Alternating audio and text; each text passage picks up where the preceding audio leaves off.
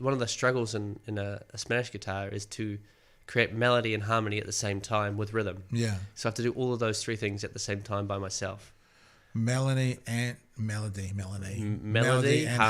with rhythm. So does that mean it involves tapping and hitting and foot tapping and that sort of thing?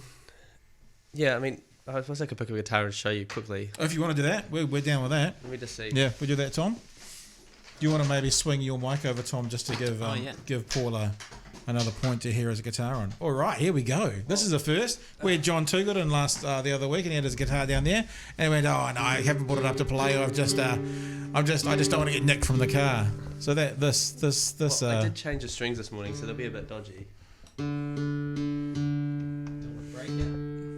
I'll just demonstrate this thing. So a little lesson. We can get this right down like this. And I just watch that. Doesn't click on the camera there. You want to push that a bit more there, Tommy? Let's get that a bit closer, just if you can. And down a bit. There you go. That'll work a little bit. This guitar's really old. It's from 1974. Really? Yeah. So this is the guitar you perform with? Yeah, so if you had a melody, you could play a melody and play it by itself. So if you had a guy strumming a chord, you go. But if I wanted to say I didn't have another guy sitting there strumming the chords for me. Yeah, just pull that mic right into your mouth. I know you're not going to sing for us, but just pull it right up. So if I didn't know that, and pull that right into you. Like that, is that good? Yeah, right up to your mouth.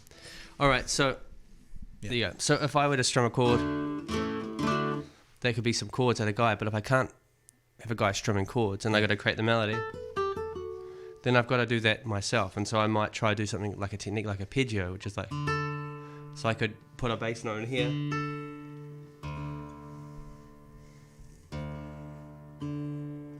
New strings, sorry, Pat.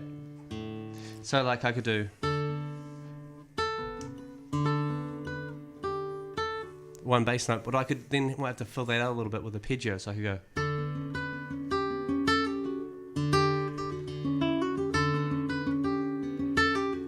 And so that gives the appearance of chord, melody.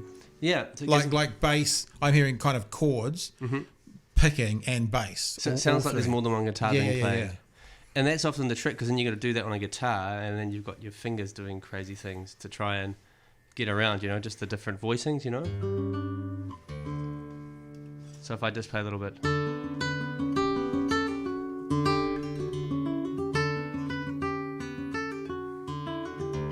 And that's all going over the compass, which is like in this case it's like a 12-beat compass.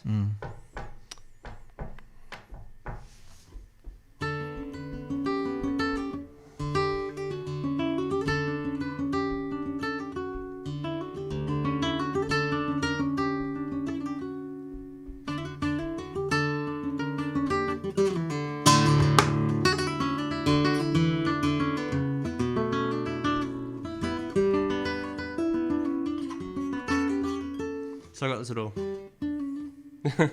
So what you're playing now, right? How much of that is your own sort of composition? It's all my composition. And the techniques, and it sounds silly because obviously you don't invent a note, but the composition is that really unique? Would someone hear that and go, "Oh, that's very different"? Totally, is there a similarity to a lot of the flamenco? It's a silly thing to say, but not that we'll bring it up because we don't want to take away from what we're doing right now. But it's like that Coldplay 3 chords. You can play 50 songs using the same 3 chords. Within flamenco, being so, I don't want to say busy. Like busy's a bad thing, but there's so much going on. Totally. Yeah. Is it really unique? Everyone that plays, and when you can compose it yourself. Well, I think I have a really personal style composing. I think I always have had a lot of personality writing my music. That's just like from the first month that I played guitar, I was stringing chords together in a way that made sense to me, and that was something that it's always been a part of my personality. Inside of flamenco, there is like a code, like the rhythm. You can't break compass. There's rhythm, but then if I have a melody, I can use my own melody. And there's ways of phrasing that melody that will sound more or less flamenco. But I can do all those things and still stay true to flamenco. So someone hearing flamenco who knows a lot about it will still like what I'm doing. So, taking a step back, what is the flamenco sound? Like, if you said to me, what is the rock sound, you'd go kind of, the way it's strummed, the way it's various things. If you were to, could it make it, when you just said there, and I think you said you can make it sound more or less flamenco. Yeah. So what actually is it within the guitar, within the playing, that makes it more flamenco? Like, how would you describe flamenco to someone who's never heard it? It sounds to me like the night, but I think it's like a night out with some friends. It sounds dark. It sounds happy and sad at the same time. Wow.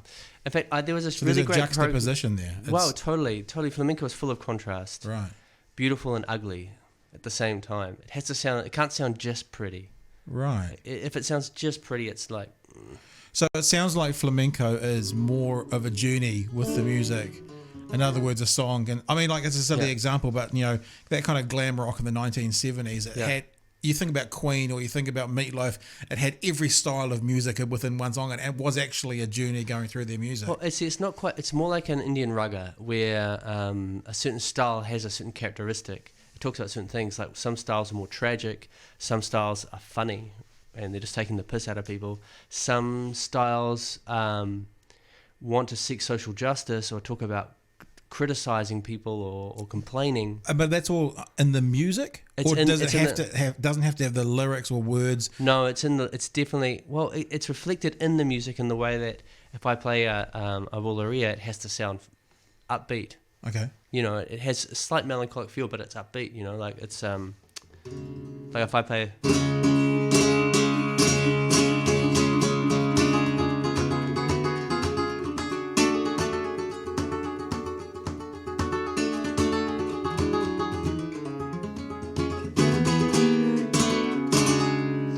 It has like a hop, skip, and a jump to it that you can't, but it's not happy.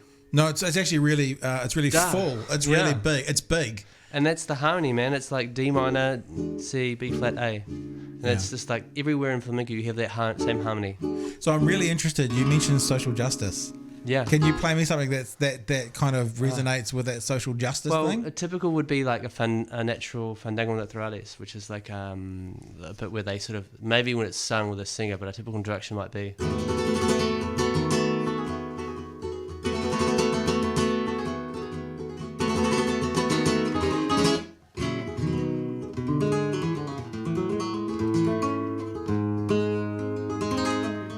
And the guy would start to sing a little short story. Yeah.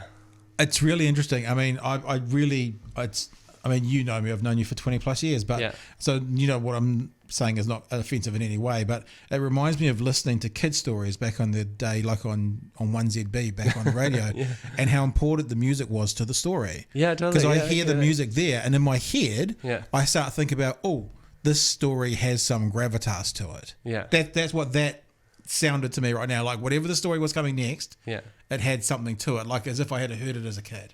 Yeah. Well, this comes back to what we were saying before about how to live something. So how do you create that? So I could learn those notes on a diagram, play them on a piano, and they would sound ugly. Right. It wouldn't mean anything.